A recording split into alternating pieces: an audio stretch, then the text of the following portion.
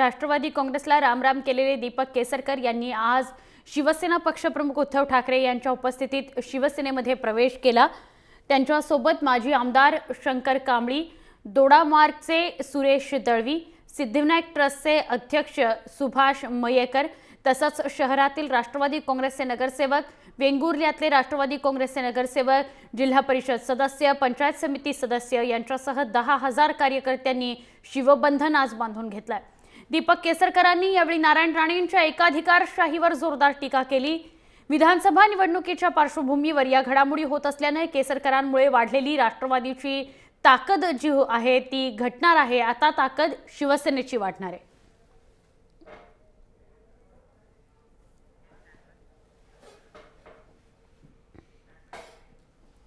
सावंतवाडीमध्ये दीपक केसरकर यांनी शिवसेनेमध्ये प्रवेश करताच नारायण राणे यांच्यावर जोरदार हल्लाबोल केला। नारायण राणे यांनी दहशतवाद पसरवण्यापलीकडे काहीच केलं नाही अशी बोचरी टीका त्यांनी केली। दुसरीकडे मुंबईत नारायण राणे यांनी दीपक केसरकरांवर जोरदार टीका केली आहे।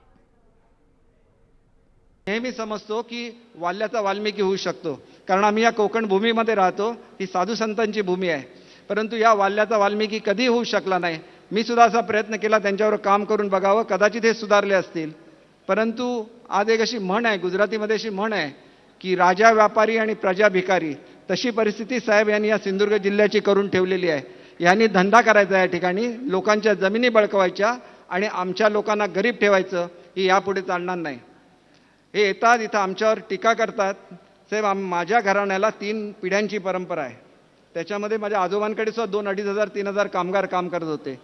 तर या माणसाने ज्यांनी आपली सुरुवात ही गुन्हेगारीतून केलेली आहे, अशा माणसाने इथं येऊन चांगल्या माणसांवर चिखलफेक करणं आणि ह्यांनी असं सांगणं की आपण कोणतरी साधू संत आहे, तर यांची सुद्धा मी अनेक वेळेला सांगितलं आणि ह्यांची जी गुन्हेगारी आहे ही मला ह्या स्टेजवर सांगायचं नाही आहे, कारण ही जी लढाई होती दहशतवादाची, ही दहशतवादाची लढाई आमच्या या शूर जनतेने, साहेब मी आपल्याला एवढ्यासाठीच म्हटलं की आपण मला म्हटलं होतं की मातोश्रीवर या आणि तिथं तुझा प्रवेश करूया।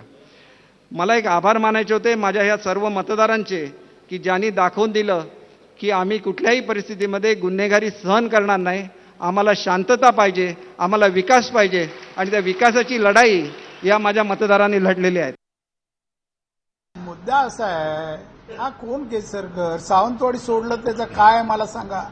यांनी 5 वर्षात आमदार म्हणून काय कामं केली तेवढी सांगावं। नारायण राणेवर टीका करण्यापलीकडे त्याचं काम आणि कार्य सांगावं।